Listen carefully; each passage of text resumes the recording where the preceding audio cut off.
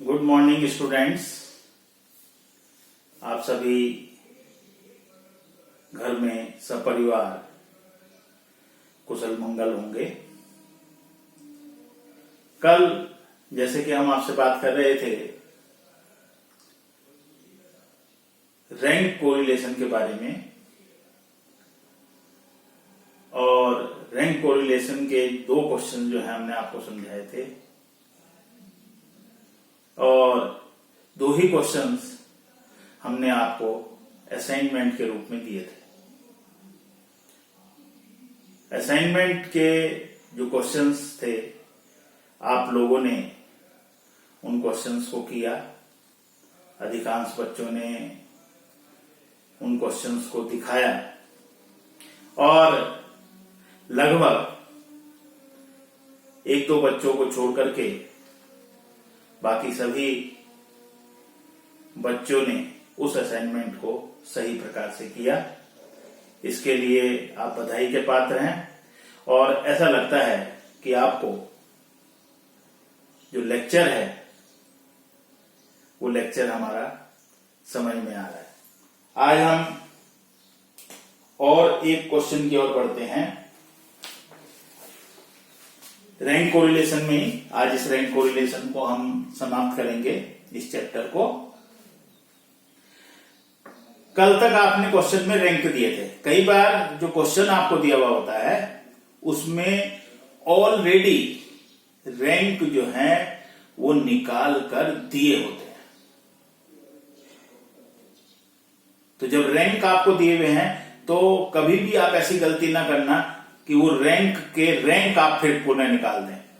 तो इसलिए क्वेश्चन को ध्यान से पढ़ना है कि उसमें अगर उन्होंने रैंक निकाल करके दे रखे हैं तो रैंक का रैंक नहीं लेना है, बस सीधे ही आपको उनका डिफरेंस लेना है और डिफरेंस का स्क्वायर करना है और फिर फॉर्मूला लगा देना है। अब पता कैसे लगेगा कि ये रैंक दिए हुए हैं? ये रैंक दिए हुए हैं, इस बात का पता कैसे लगेगा? इस बात का पता दो चीजों से लग जाएगा। एक तो क्वेश्चन में लिखा हुआ होगा कि these are the rank given, ये रैंक दिए हुए हैं। एक दूसरा, जितने नंबर ऑफ आइटम्स आपके होते हैं, n होते हैं, अगर वो रैंक दिए हुए हैं तो उस क्वेश्चन की x सीरीज में भी और उस क्वेश्चन की y सीरीज में भी 1 2 3 4 5 6 7 8 9 10, अगर 10 आइटम्स हैं तो 10 तक की वैल्यूज दी हुई होंगी। ऐसे ही y में भी 10 तक की वैल्यूज दी हुई होंगी। तो अगर कोई ऐसी वैल्यूज हैं जो 1 to 10 है, अगर वहां नंबर ऑफ आइटम्स 10 दिए हुए हैं तो इसका मतलब वहां रैंक दिया हुआ है। लेकिन वैसे क्वेश्चन में ये स्पेसिफिकली डिफाइन होता है कि दीज आर द रैंक्स। तो मैं देख रहा हूं क्वेश्चन नंबर 59 है, और इस 59 में जो क्वेश्चन में दिया हुआ है, in an examination 2 judges ranked the 10 students. 2 judges ranked the 10 students in the following order. Find out the rank difference coefficient of correlation. आपको rank difference coefficient of correlation जो है फाइंड आउट करना है। तो इस क्वेश्चन में आपने देखा कि बिल्कुल स्पष्ट तौर से आपको कह दिया कि रैंक एक्स का भी दिया हुआ है और रैंक वाई का भी दिया हुआ है। तो जो रैंक है तो मैं उस रैंक को लिखता हूं, एक्स का 3 4 8 5 7 10 2 1 6 9। सेकेंड जज ने जो रैंक दिया है वो है 6 5 9 5 9 8 1 2 3 10 4 7। तो ये रैंक आपको दिए हुए हैं। तो जब रैंक दिए हुए हैं तो रैंक एक्स सीरीज का है, ये रैंक वाई सीरीज का है। टोटल नंबर ऑफ आइटम्स जो n है वो बताया गया कि 10 स्टूडेंट्स हैं। तो सबसे पहले हम क्या कैलकुलेट करेंगे? डी। रैंक देने नहीं है क्योंकि ऑलरेडी रैंक गिवन बाय 2 जजेस, दो डिजिट के द्वारा ये रैंक दिए गए हैं।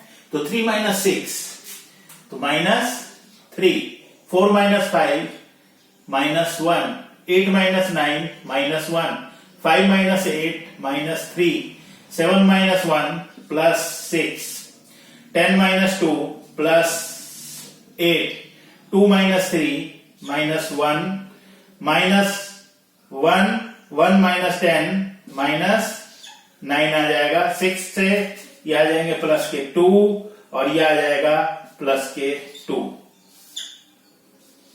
सिग्मा डी ये आपका 0 होना चाहिए। क्यों 0 होना चाहिए?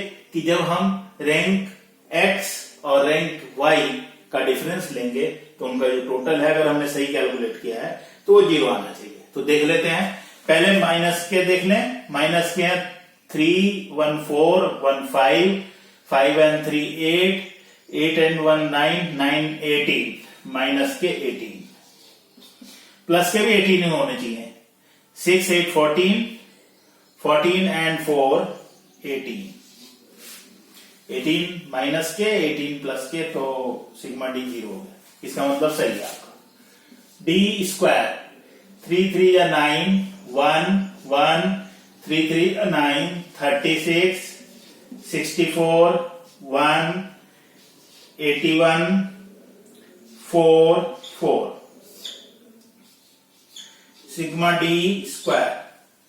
अब ये सिग्मा डी का स्क्वायर कर लेंगे और इसका टोटल कर लेते हैं। इसका टोटल आ जाएगा 9 plus 1 plus 1 plus 9 plus 36 plus 64 plus 1 plus 81 plus 4 plus 4 is equal to 210। ये इसका टोटल आ गया है। अब फॉर्मूला फिट कर देंगे। P इज इक्वल टू होता है 1 minus 6 sigma D square upon n, n square minus 1, 1 minus 6 into 210 upon n, 10, 10 का square minus 1, 1 minus 1260 upon 990, 1 minus, अब इसको डिवाइड कर लेते हैं। 1260 डिवाइडेड बाय 990, दैट इज 1.272। तो माइनस करने पर आ जाएगा माइनस 0.272। इट मीन्स इन दोनों के बीच में negative rank difference correlation find out हो रहा है। तो कुछ चेंज नहीं हुआ, बस केवल इतना बताना पड़ा कि क्वेश्चन को आपने ध्यान से पढ़ना है कि x और y जो सीरीज आपको दी हुई है कहीं वो रैंक तो नहीं, और यदि रैंक है तो रैंक को फिर अगेन आपने रैंक प्रोवाइड नहीं करना है। अगर आपने रैंक को फिर रैंक दे दिया तो आपका क्वेश्चन गलत हो जाएगा। तो इसलिए ध्यान से पढ़ना है। और दूसरी बात मैंने बताई थी कि वैसे तो क्वेश्चन में लिखा हुआ होगा कि वो रैंक है, लेकिन नहीं भी होगा तो भी थोड़ा सा आप ध्यान देंगे। वैल्यू जो दी हुई है एक्स और वाई सीरीज में, वो आपको एक तरह से काउंटिंग में होंगी। 1 भी है, 2 भी है, 3 4 5 6 7 8 9 10, ऐसे यहां देख ले 1 2 3 4, फिर 5 6, फिर इधर 7, फिर यहां 8, फिर ये 9 और ये 10। तो आपने देखा कि रैंक में ये जब इस तरह की वैल्यूज आ जाए तो फिर आप ध्यान से उसको पढ़ लें कि कहीं ये रैंक तो नहीं दिए गए हैं। हम एक और क्वेश्चन की ओर आगे बढ़ते हैं। एक और क्वेश्चन हम लेते हैं।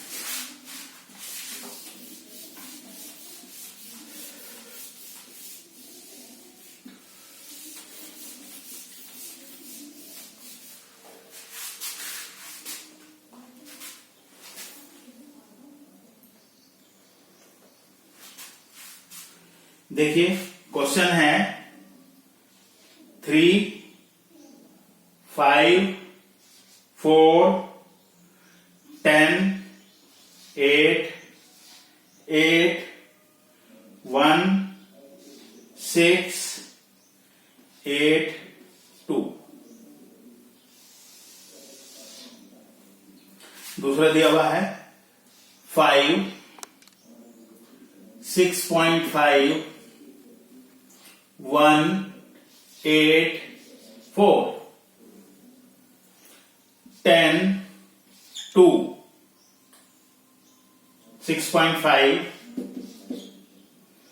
9, 3। फॉलोइंग रैंक्स, इसमें भी ये लिखा है following ranks, it means these are given ranks. ये रैंक्स हमारे को दिए हुए हैं, एन है 1 2 3 4 5 6 7 8 9 10, n is equal to 10 and these are the ranks. Following ranks and x and y have been given to a group of 10 students on the basis of marks obtained in economics and business law. Economics और business law में जो marks obtain उन्होंने किए थे उनके ये rank जो है उन्हें प्रोवाइड किए गए और आपको कहा गया है कि रैंक कोरिलेशन कैलकुलेट कीजिए। तो वही सेम फॉर्मूला हमारे को क्या करना है, डिफरेंस लेना है। डिफरेंस 3 माइनस 5 माइनस के 2, 5 माइनस 6.5 माइनस के 1.5, 4 माइनस 1 प्लस के 3, 10 माइनस 8 प्लस के 2, 8 माइनस 4 प्लस के 4, 8 माइनस 10 प्लस के माइनस के 2, 1 minus 2 minus 1 minus 0.5, 8 minus 9, 8 minus 9 minus 1 और 2 minus 3 minus 1। Sigma D is equal to 0 होना चाहिए।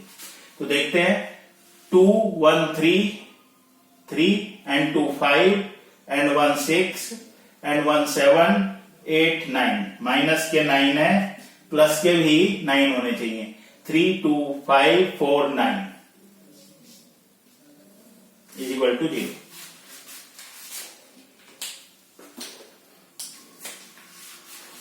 आगे d का स्क्वायर 2 2 जा 4, 2.25, 3 3 जा 9, 4 16 4 1.25 1 1 और यह आ जाएगा सिग्मा डी स्क्वायर। इसका टोटल आ जाएगा। तो इसका टोटल देखते हैं, टोटल कितना आता है 4 plus 2.25 plus 9 plus 4 plus 16 plus 4 plus 1 plus 0.25 plus 1 plus 1 is equal to 42.5।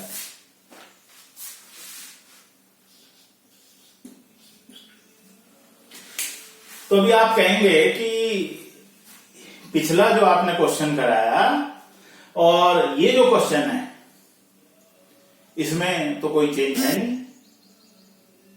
हाँ, अभी तक आपको ये लगता होगा कि इसमें कोई चेंज नहीं है, लेकिन थोड़ा सा अगर ध्यान से आप देखेंगे, कल भी हमने बताया था कि जब वैल्यू रिपीट होती है तो उसका रैंक देने का तरीका मैंने आपको बताया था कि जो वैल्यू जितनी बार रिपीट होती है उसका जो रैंक आता है उस रैंक को हम कंटिन्यूअसली 1 2 3 जो भी रैंक उसका बैठ रहा है 3 बार रिपीट, 3 टाइम्स अगर रिपीट हुई है, थ्राइस रिपीट हुई है तो 3 से डिवाइड करते थे, ट्वाइस रिपीट हुई है तो 2 से डिवाइड करते थे, जो उनका रैंक आता था।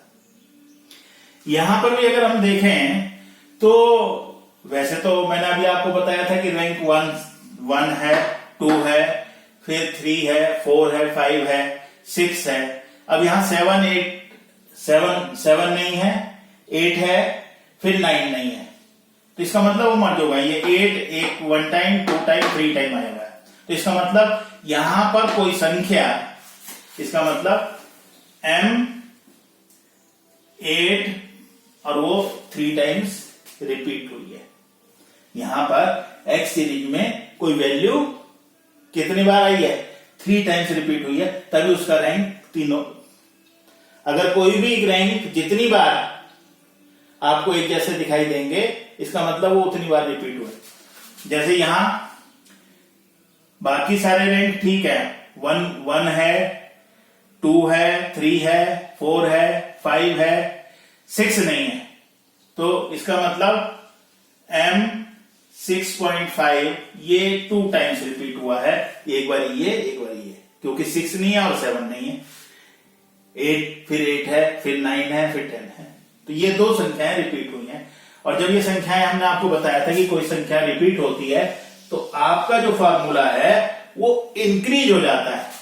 तो P = 1 - 6 sigma d square plus 1/12 m³ minus m plus 1/12 m³ minus m upon n square minus 1। P = 1 - 6 into 6 sigma d square 6 42.5 plus 1/12 m³ तो 3³ माइनस 3 प्लस 1/12 2³ माइनस 2। आपने देखा यहां 2 आया था, ये 3 आया था, 3 टाइम्स रिपीट हुआ था। अपॉन 10 है, 10 का स्क्वायर माइनस 1 - 6 42.5 प्लस 3 का क्यूब जो होगा वो 27, 3 लेस हो जाएंगे 24 डिवाइड बाय 12, तो कितना आ जाएगा 24। तो 2 प्लस 2 का क्यूब हो जाएगा 8 में से 2 माइनस करेंगे 6, 12 से डिवाइड करेंगे तो 0.5 upon 990। 1 - 6 into 42 44 45 upon 990। 1 minus 45 into 6 is equal to आ गया 270 divided by 990 is equal to आ गया 0.273। ये लेस कर, अब इसमें से 1 में से लेस कर देंगे, 1 minus 0.273 is equal to 0.727। That will be your answer. ये आपका आंसर होगा। तो पिछला जो क्वेश्चन हमने कराया था उसमें और इसमें कोई ज्यादा डिफरेंस नहीं है। उसमें भी रैंक दिए हुए थे, इसमें भी रैंक दिए हुए हैं। केवल समझना एक ये है कि जब रैंक का भी रिपीटेशन हो जाए तो इसका मतलब वहां सीरीज में वैल्यूज रिपीट होंगी। और जब आपको जितनी बार वो रैंक मिल जाए रिपीटेड, जैसे इसमें 8 मिला था, 1 2 3, इसका मतलब 3 टाइम्स रिपीट हुई होगी। इसमें 6.5 है तो ये 6.5 2 टाइम्स रिपीट हुई होगी। तो इतना ही फार्मूला हमारा ऐड हो गया। और कोई वैल्यू ऐसी नहीं थी जो कि रिपीट हुई हो। तो इसलिए ये जरा थोड़ा सा ध्यान में रखना है कि अगर आपको रैंक दिए हुए हैं और उसमें भी रिपीटेड रैंक आ जाते हैं तो फॉर्मूला फिर वो आपका उस तरह से जो पहले था, हमने कल आपको बताया था, वो उसी तरह से ऐड हो जाएगा, ऐड ऑन हो जाएगा। और देखते हैं और आगे चलते हैं और एक नए क्वेश्चन में फिर आगे और चलते हैं।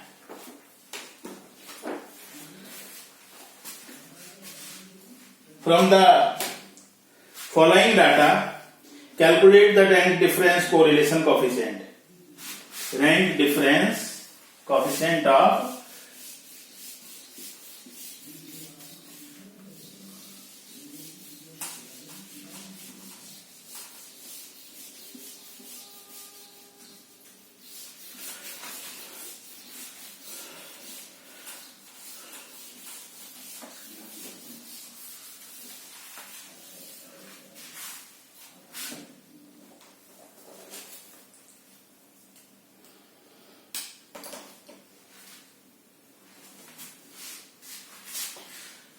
ये बुक का क्वेश्चन नंबर 66 है और इसमें रैंक डिफरेंस दे रखा है।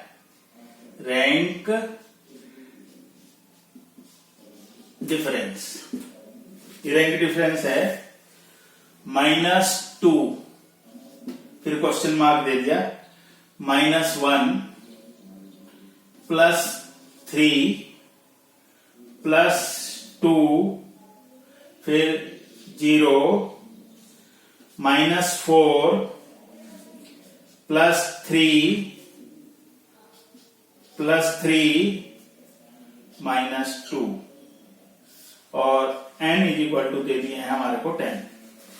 तो क्वेश्चन में सबसे पहले जो समझने वाली बात है कि इसमें कुछ नहीं दिया, इसमें रैंक डिफरेंस ही निकाल करके दे दिया, यानी कि जिसको कि आप डी बोलते हैं, डी, ये डी दे दिया।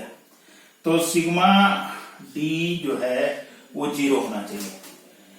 एक मेन बात यह है कि यहां पर ये मिसिंग वैल्यूज दी हुई है, ये मिसिंग वैल्यूज है। तो first of all we have to find out missing value. अब मिसिंग वैल्यू कैसे निकलेगी, ये हमने आपको बताया था कि जो सिग्मा डी है उसका टोटल 0 होता है, वो 0 आना चाहिए। तो 0 लाने के लिए जो भी वैल्यू जाएगी, चाहे माइनस की आए चाहे प्लस की आए, वो यहां पर आ जाएंगी। देखते हैं माइनस के, देखते हैं -2 and 1 3 and 4 7 and 2 9। माइनस के तो 9 है, मैंने अलग से लिख लिए। प्लस के कितने हैं, 3 2 5 and 3 8 and 3 11, प्लस के 11 है। तो इसका मतलब कि हमारे को माइनस के 2 और चाहिए। तो यहां वैल्यू क्या आ जाएगी, -2। तो इधर प्लस के 11 और माइनस के 11, तो क्या हो जाएगा 0। तो ये वैल्यू आपको पता कैसे चली कि कितनी वैल्यू हमारे पास, माइनस के थे 9, प्लस के थे 11। तो प्लस के 11, तो माइनस के 9 में 2 वैल्यू जो है, 2 वैल्यू जो है वो और चाहिए, तभी वो माइनस के 11 हो पाएंगे। तो ये -2। अब इसके बाद कुछ नहीं करना है, बस d का स्क्वायर करना है।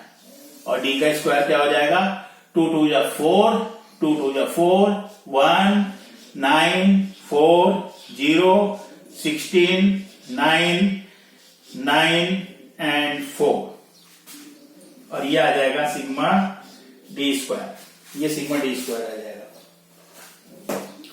अभी सिग्मा डी स्क्वायर करते हैं, इसका टोटल कर लेते हैं। 4 + 4 + 1 + 9 + 4 + 16 + 9 + 9 + 4 = 60। P हो जाएगा 1 - 6 × 60 अपॉन n है 10 का स्क्वायर -1 1 - 360 अपॉन 990 1 - 360 डिवाइडेड बाय 990 से डिवाइड कर देंगे तो 0.36। P = आ जाएगा 1 में से इसको माइनस कर देंगे,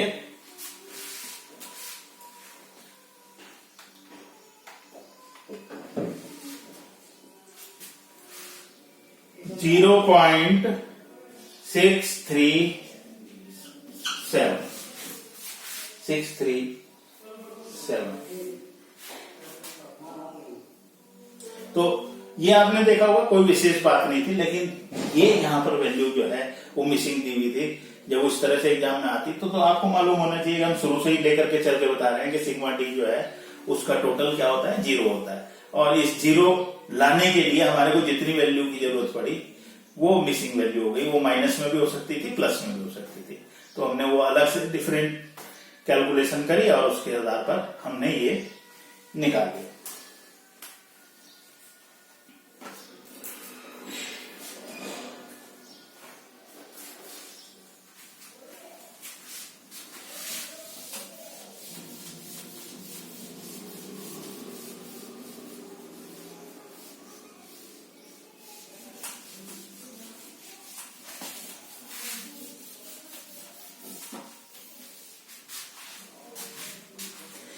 अभी एक क्वेश्चन और मैं लास्ट का क्वेश्चन आपको कराता हूं। The coefficient of correlation of marks obtain bye 10 students. 10 student है, इसका मतलब n इज इक्वल टू 10। ये क्वेश्चन है 67।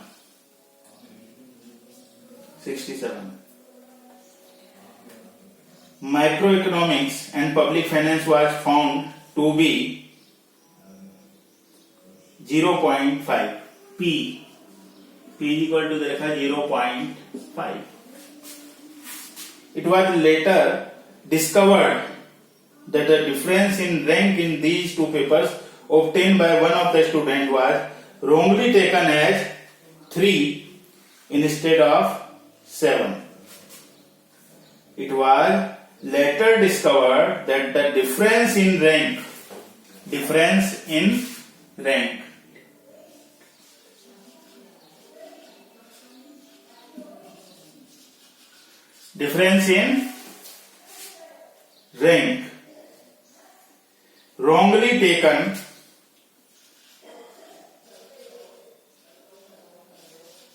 wrongly taken wrongly taken 3 instead of किसके बदले में instead of 7। आपसे कहा गया है कि करेक्ट रैंक कोरिलेशन निकालिए। Find out correct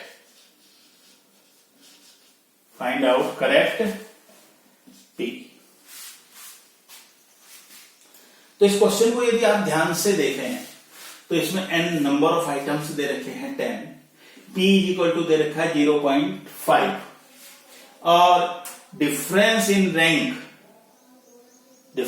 rank wrongly taken, जो डिफरेंस है वो गलत क्या लिया है इन्होंने 3, जबकि लेना क्या चाहिए था 7 लेना चाहिए था। तो अब हमारा क्या वो होगा, किस तरह से करेक्ट निकलेगा। सबसे पहले हम फाइंड आउट करते हैं कि पुराना जो हमने क्वेश्चन सॉल्व किया था उसमें जो डी स्क्वायर है वो डी स्क्वायर कितना होगा उसको कैलकुलेट करना है। डी स्क्वायर को फार्मूला तो आपको मालूम ही है, P इज इक्वल टू होता है 1 minus 6 sigma D square upon n square minus 1। ये अभी हम पहले रॉन्ग वाला कैलकुलेट कर रहे हैं, wrong one. Find out the wrong sigma D square, wrong sigma D square, calculation of wrong sigma D square. तो P दे रखा है 0.5 is equal to 1 minus 6 sigma D square, वो मालूम नहीं है, वही निकालना है हमारे को। और n दिए हुए थे 10, तो 10 का स्क्वायर माइनस 1, 0.5 माइनस 1, माइनस को बराबर से इधर ले लेते हैं तो इज इक्वल टू आ जाएगा minus 6 sigma D square upon 990। Clear? यह आ जाएगा माइनस 0.5 में से 1 गए तो माइनस के 0.5 is equal to minus 6 sigma D square upon 990। अब माइनस से माइनस कैंसिल हो गया, 0.5 इंटू 990 क्रॉस मल्टीप्लीकेशन हो गई, यहां इसके नीचे एक है, is equal to 6 sigma D square. तो इसको सॉल्व कर लेंगे और सॉल्व करने के बाद हमारे पास 0.5 into 990 is equal to 495 is equal to 6 sigma D square. D square is equal to हो जाएगा 495 divided by 6 is equal to 82.5। ये हमारे पास डी स्क्वायर आ गया रॉन्ग वाला आ गया। अभी हमारे को करेक्ट निकालना है। अब इस रॉन्ग वाले में क्या है कि जो रॉन्गली टेकन था 3, ये डिफरेंस था, तो इसका स्क्वायर कितना होगा 9। इसका स्क्वायर कितना होगा 9। तो इसमें ये 9 रॉन्ग ऐड है, जबकि ऐड कितना होना चाहिए 7 का स्क्वायर ऐड होना चाहिए। तो हम क्या करेंगे, wrong D square minus wrongly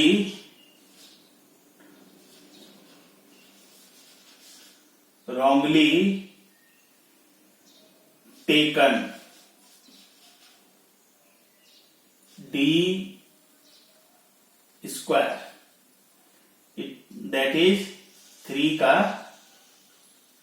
square. ये इसमें माइनस कर देंगे और प्लस कर देंगे करेक्ट है 7 का स्क्वायर। तो रॉन्ग हमारे पास कितना था 82.5 माइनस 9, 3 का कितना हो जाएगा 9 और प्लस हो जाएगा 7 का 49। तो करेक्ट वो आ जाएगा हमारे पास, करेक्ट डी स्क्वायर हो जाएगा 82.5 minus 9 plus 49 is equal to 122.5। अब इसके base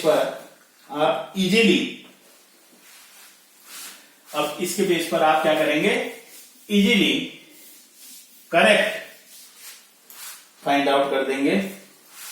P is equal to 1 minus 6 sigma D square upon n square minus 1 minus 6 into correct वाला आया 122.5 अपॉन 990। 10 था तो 10 का 100 हो जाएगा माइनस 1, 99 इंटू 10 990। 1 माइनस इसको 6 into 122.5 into 6 is equal to 735 upon 990। 1 minus 735 divided by 990, 0.742 minus 1 is equal to 0.258। That is the correct, आपका correlation आ जाएगा 0.258। तो ये देखा होगा आपने कि कहीं किसी तरह का कोई चेंज नहीं है, केवल इतना ही है कि एक बच्चे ने जो रैंक डिफरेंस लिया था वो रैंक डिफरेंस 3 ले लिया था, जो कि गलत था। जबकि सही रैंक डिफरेंस 7 होना चाहिए था। तो हमें सबसे पहले रॉन्ग डिफरेंस जो डी है डी स्क्वायर वो कैलकुलेट करा, क्योंकि हमारे को उस बेस पर जो हमने कोफिशिएंट ऑफ रैंक कोरिलेशन निकाला था, रैंक डिफरेंस कोरिलेशन निकाला था, वो दिया हुआ था। तो उसके बेस पर जो रॉन्ग डी स्क्वायर है वो 82.5 आ गया। उसमें से रॉन्ग वाले जो डिफरेंस का स्क्वायर था वो माइनस कर देंगे और करेक्ट वाले रैंक डिफरेंस को हम ऐड कर देंगे और उसके बाद हमारे को ये जो है करेक्ट फिगर मिल जाएगी कि रैंक डिफरेंस की ये करेक्ट फिगर है। उसको फॉर्मूले में फीड करना है और ये आपका आंसर आ जाएगा। तो मैं समझता हूं आज के लिए इतना आपको काफी रहेगा और मैं चाहता हूं कि जाते जाते आपको कुछ क्वेश्चन घर से करने के लिए दूं, जिसको कि आप घर से करके लाएं। तो मैं क्वेश्चन जो है आपको घर से करने के लिए जो है वो मैं दे रहा हूं, तो उसको आप करके लाएंगे।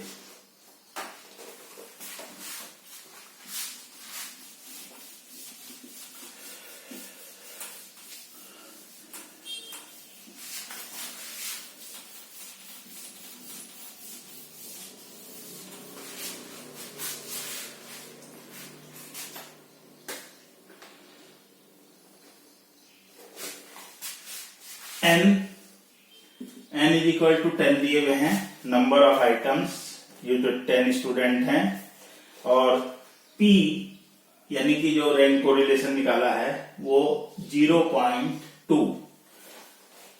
It was later discovered that the difference in rank in two subject obtained by one of the student was wrongly taken as 9।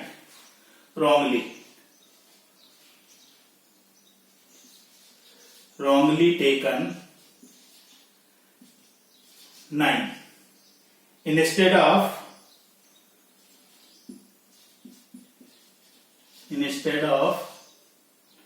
7। find correct p, और करेक्ट p होना चाहिए, p इज इक्वल टू होना चाहिए plus 0.394, ये correct होना चाहिए।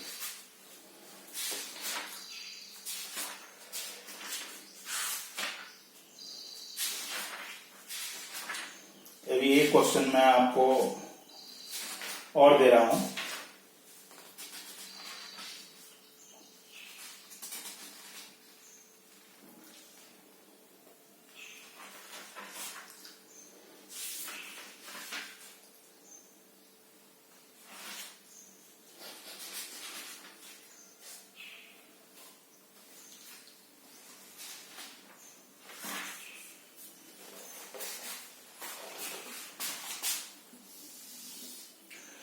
x दिए हुए हैं 48, 33, 49,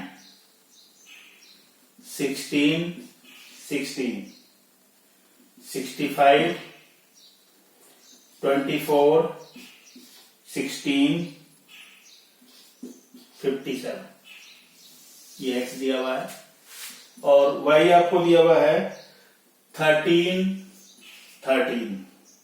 24, 6, 15, 4, 29, 6, 19। ये सेकंड क्वेश्चन है आपका, और इसमें आपको फाइंड आउट करना है रैंक कोरिलेशन, और इसका जो आंसर है वो 0.733 पॉजिटिव में होगा, प्लस में। तो ये रैंक कोरिलेशन से रिलेटेड आज जो भी प्रॉब्लम्स आपकी थी उनको मैंने सॉल्व किया, आपको बताया। और ये जो चैप्टर है कोरिलेशन, कोएफिशिएंट ऑफ कोरिलेशन, चाहे वो कार्ल पियर्सन का हो चाहे रैंक कोरिलेशन हो, तो एग्जाम के पॉइंट ऑफ व्यू से ये चैप्टर बहुत ज्यादा इंपॉर्टेंट है। और यदि कोई क्वेश्चन पेपर सेट होता है तो उसमें कोएफिशिएंट ऑफ कोरिलेशन का क्वेश्चन जो है जरूर आता है। तो इसको अच्छी तरह से आप घर में अपनी बुक से और भी क्वेश्चंस करें, और यदि आपको किसी तरह की कोई समस्या आती है, कोई प्रॉब्लम आती है, तो आपका व्हाट्सएप ग्रुप है, उसमें आप अपनी समस्या का निदान मुझसे पा सकते हैं। वो समस्या लिख करके देखिए, भेजिएगा। यदि वो समस्या इस तरह की होगी कि सभी बच्चों के लिए हितकर होगी, तो मैं उसको यहां पर आपको पुनः उस क्वेश्चन को बताऊंगा। और यदि वो इस तरह की है कि केवल आपकी समस्या है, तो समस्या का निदान आपके लिए किया जाएगा। और कल हम एक नए चैप्टर की तरफ चलेंगे, और उस चैप्टर का नाम है टाइम सीरीज, काल श्रेणी का विश्लेषण, टाइम सीरीज। और ये भी इम्पोर्टेंट चैप्टर है और मैं समझता हूं थोड़ा सा इजी भी है, आपको आसान भी लगेगा। वीडियो के माध्यम से हम आपको ये लेक्चर जो है उपलब्ध करा रहे हैं और आपके द्वारा जिन क्वेश्चंस को सॉल्व किया जाता है, आपके द्वारा जो रिस्पांस मेरे को दिया जाता है, मुझको काफी अच्छा लगता है। मैं प्रभावित हूं कि आपको मेरे द्वारा जो लेक्चर डिलीवर किया जा रहा है वो घर बैठे बैठे भी आपको समझ में आ रहा है। और फिर भी यदि किसी तरह की कोई प्रॉब्लम आपको आती है तो वो प्रॉब्लम आप मुझसे व्हाट्सएप ग्रुप में पूछ सकते हैं। तब तक के लिए बाय, कल फिर मिलेंगे।